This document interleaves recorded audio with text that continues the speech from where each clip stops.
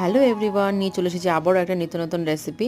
আর আজকে রেসিপি হচ্ছে মোচার ঘন্ট। তো আমি মোচাটাকে প্রথমে জল দিয়ে একটু 10 মিনিট ভিজিয়ে রেখে দিয়েছিলাম, দিয়ে তারপর একটা প্রেশার কুকারের মধ্যে এটুকু সেদ্ধ করে নেবে। আর 2 ঘন্টা মতো আমি একটু কাঁচা ছোলা ভিজিয়ে রেখে দিয়েছিলাম, সেটাও আমি একসঙ্গে মোচার সঙ্গে সেদ্ধ করে নিচ্ছি।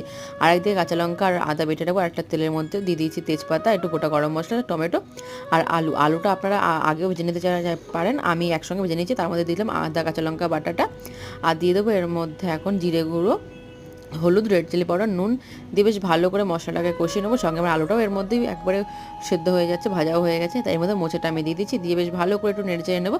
আর এদিকে আমি আধ ঘন্টা মতো একটু গোবিন্দভোগ চাল ভিজিয়ে রেখে দিয়েছিলাম, সেটাকেও পেস্ট করে নিয়েছি।